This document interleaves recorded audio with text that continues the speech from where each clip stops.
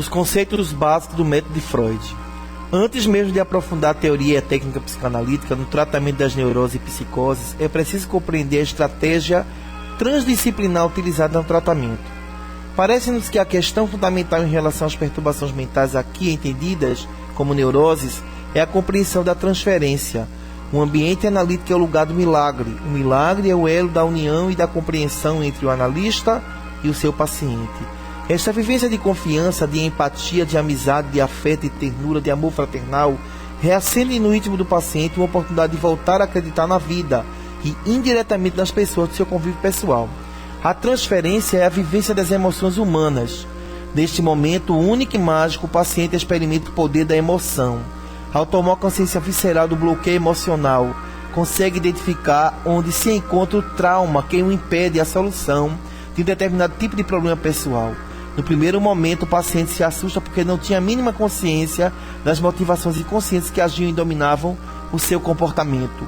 Ao reviver o drama neurótico, aparece durante a análise a repressão, ou seja, o núcleo neurótico emocional que impede a livre expressão de suas potencialidades. O analista, durante o tratamento, é uma tela onde o paciente projeta suas emoções de medo, raiva, rancor, inveja, ciúmes, alegrias, desejos eróticos, amor fraternal e outras tantas emoções que no seu devido tempo será confrontado, esclarecido e interpretado através da análise. Existe de fato o fenômeno da transferência, porém em toda relação analítica está presente na transferência, seja ela negativa ou positiva. Nas suas obras completas de seu artigo Análise Interminável e Interminável, Freud diz o seguinte: todo relacionamento feliz entre um analista e seu objeto de sua análise, durante e depois da análise, não deveria ser considerado transferência. Podem existir relacionamentos amistosos, tendo uma base real capaz de persistir. A transferência é a base da técnica psicanalítica, seja freudiana, neofreudiana ou culturalistas. Esta disposição do paciente em compreender os motivos do seu sofrimento conduzirá este paciente ao seu tratamento e à sua cura.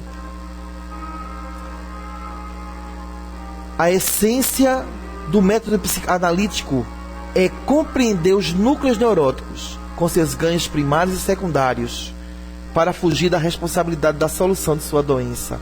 Freud descreveu uma série de mecanismos de defesa que podem ser utilizados para esclarecer determinadas resistências. Como analista, pode ajudar o paciente a fortalecer o seu ego. A estrutura do ego pode ser descrita como explicou Freud, de modo metafórico, diante de três instâncias do poder: o id, o superego e a realidade. Quando o ego tem uma autonomia, consegue controlar as forças do id e do superego. Este é o modelo estrutural do psiquismo inconsciente de Freud. O objetivo do tratamento psicanalítico é fortalecer a estrutura egóica do sujeito. Com isto, consegue tirar o paciente do mundo do prazer primário e fantasioso para a realidade. Esta aprendizagem de saber lidar com as pulsões instintivas e o mundo das emoções é o motor condutor da superação do paciente. À medida que o paciente resolve seus dilemas pessoais e aprende a lidar com as situações de enfrentamento com a realidade, desenvolve um autoconceito realista sobre si mesmo. Sua autoestima se eleva porque a existência começa a dar seus primeiros frutos. A cada conquista, a cada vitória, aumenta sua segurança. Efetivamente aprende a lidar melhor com os desafios impostos pela sociedade a qual vive. Ao superar-se diante dos problemas econômicos, familiares, sociais, afetivos, sexuais e amorosos, acaba saindo fortalecido para continuar o seu caminho de evolução pessoal. A cura se explica através quando o paciente consegue utilizar todo o seu potencial de inteligência emocional a favor da sua saúde e superação das suas neuroses particulares. Existem, nos diversos métodos da psicanálise, uma diversidade de teorias, técnicas, com variações em relação à sua abordagem. Mas, mesmo com todos esses empecilhos em relação a essas diferenças conceituais, o objetivo central do tratamento é viabilizar a lucidez do paciente. Isso significa torná-lo consciente de suas capacidades, elevando sua autoestima para que possa estar além das crenças e limitações de experiências frustrantes da sua fase da infância. A solução de qualquer conflito neurótico precisa da liberdade como fio condutor da busca constante em seu autoconhecimento. Quanto mais capacidade para utilizar sua inteligência organísmica e intelectual a favor de si, mais a cura estará presente na sua vida. O conceito de cura na psicanálise depende única e exclusivamente do resultado da análise. Para Freud, a cura precisa de um equilíbrio das catexias presentes nos relacionamentos interpessoais, intrapessoal e transpessoal. Esta é a verdadeira expressão da libido para Freud. Uma pessoa que teve a cura conseguiu confrontar-se com seu narcisismo, com as suas verdades absolutas e de alguma maneira conseguiu sublimar a sua libido. Vamos explicitar este conceito central na teoria psicanalítica, porque através dele teremos a compreensão que se procura entender a movimentação das forças psíquicas e conscientes. A libido é uma forma hipotética de energia mental. A representação e as estruturas do objeto são investidas.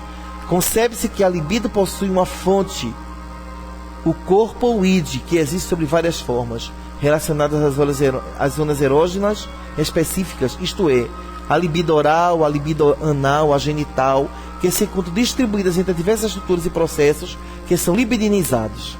Essas catexias libidinais estão ligadas aos instintos sexuais, segundo Sigmund Freud. Freud foi muito criticado por dogmatizar sua teoria sob a vértice da pulsão sexual. Muitos chegaram a chamá-lo de pansexualista. Sem dúvida, é um equívoco seguir este conceito de libido como sendo o centro propulsor da fonte inesgotável do orgasmo. Ao mesmo tempo, estas zonas erógenas propiciam a excitação necessária para realizar o prazer erógeno.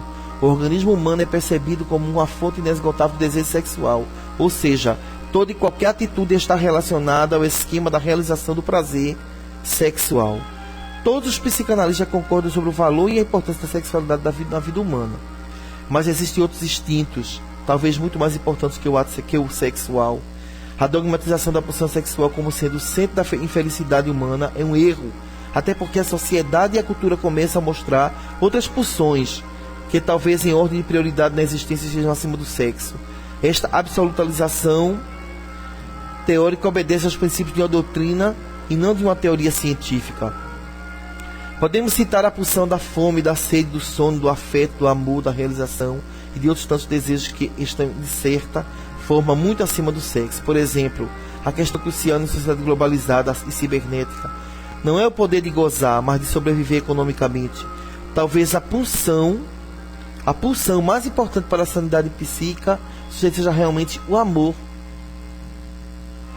Na ordem dos valores das pulsões vitais, é sem dúvida a energia indispensável e mobilizadora da sobrevivência da humanidade. A psicanálise humanista de Fromm busca, através de seu método analítico transdisciplinar, elevar o homem à sua máxima condição humana. Trata-se de combater a falta de sentido na vida, do isolamento, da solidão, da amargura, do individualismo, dos medos de expressar o amor. Enfim, esta condição propicia uma experiência imediata de confiança e respeito de dois seres humanos. Nem todo olhar, nem toda aproximação, nem toda transferência é um desejo erótico. A estereotização da análise freudiana ainda é resquício da era vitoriana. A cura pela recuperação da capacidade de amar. O do medo de deixar-se de amar. O amor é a expressão máxima da existência, porque existe de fato esta carência afetiva. E, portanto, este aspecto da complementação entre dois seres que estão dispostos a reunir suas forças para poder usufruir do seu esforço na conquista do amor verdadeiro. O amor é uma atração pela verdade, pela sinceridade, pela lealdade, valores esses indispensáveis para a existência desta pulsão de atração. O cuidado do outro, a valorização, a fusão das almas, a admiração, está muito acima de uma realização sexual. Talvez seja mais fácil viver o sexo genital sem o compromisso do amor. Porque o amor traz consigo a renúncia, a fidelidade, o sexo, o afeto e o cuidado terno do calor humano. A cura passa pela capacidade de amar e ser amado. O amor consegue desenvolver a qualquer pessoa a elevação da autoestima, da motivação necessária para vivenciar a segurança de saber que não está só. Este estado emocional de pertencer a uma família, de poder contar em qualquer momento com a ajuda do outro, mesmo no momento mais difícil, é sem dúvida a tarefa mais difícil e também mais gratificante da existência humana. O ser humano, quando está apaixonado, experimenta no seu organismo a transformação fisiológica desta pulsão de vida, de sentido na existência. A tarefa desta corrente teórica é mesmo desbloquear todas as emoções de medo, de crenças, limitações, de decepções, para oportunizar o paciente essa vivência de saber viver com o outro. Mesmo diante das diferenças da individualidade, dos prazeres, permanece o vínculo do amor um pelo outro. A cura precisa confirmar na vivência afetiva o quanto é importante o ser humano sentir-se amado. Este amor reacende no sujeito que deseja não viver. Não acredito que a estrutura egóica por si mesma seja capaz de resolver o dilema do amor.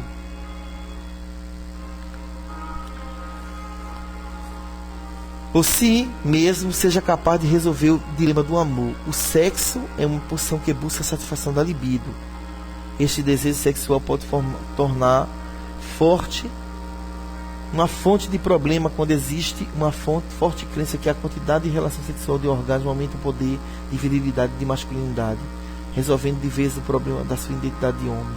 Acredito que toda compulsão sexual esconde através desse comportamento um desejo inconsciente, enorme de encontrar um grande amor. O orgasmo sexual é uma descarga fisiológica que proporciona um prazer muito gratificante. Porém, o sexo pode desenvolver-se numa patologia, como no caso de um ninfomaníaco.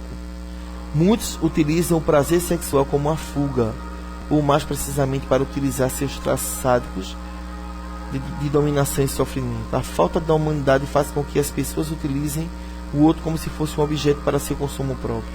Esta forma de prazer hedonista vive em busca sucessiva de conquista após conquista das relações sexuais, sem afeto e amor. Essa experiência proporciona sem dúvida o orgasmo, mas o medo do amor lhe empurra para a solidão e o isolamento. O amor consegue expressar-se quando existe algum nível de humanidade, de respeito e consideração, de valorização e de admiração pelo ser humano. Existe uma disposição inata no ser humano de viver o amor de forma madura e honesta. Aqueles que vivem e que tiveram a oportunidade de viver numa família onde o amor realmente existia foram agraciados com esse presente da existência. Mas o amor é um aprendizado de difícil solução. Quando a pessoa pretende viver o amor, surge de uma forma espontânea as exigências do outro e de si mesmo como condição para poder entender-se diante de uma das suas próprias neuroses. Querer procurar o amor sem antes de resolver seu ciúme e inveja é o mesmo que sonhar que está andando sobre as nuvens. O amor precisa do diálogo, da confiança, da perseverança, da paciência, do perdão, da compaixão, da bondade, da prudência, condições básicas para a existência do amor recíproco. Freud afirmava que a saúde mental depende da autonomia do ego, na luta contra os ataques violentos das pulsões instintivas ou do superego. A neurose é o representante simbólico do sintoma. Quando o sintoma aparece no organismo em forma de compulsão ou de alguma doença psicossomática, podemos então chamar de neurose de caráter. Quando o ego não consegue mais sair do seu mundo de fantasia paranoica, está muito próximo a desenvolver uma psicose. Mas acredito que somente o analista diante do paciente não pode dar de conta de toda essa demanda. É preciso incluir uma terceira pessoa nessa relação. Por isso mesmo, a terapia de casal ou mesmo da família deve ser usada para reativar e desenvolver a capacidade de amor desses pacientes. O analista não tem todo este poder. O poder de transformação da mudança está na vivência deste amor entre o paciente e o analista e seu objeto de amor real.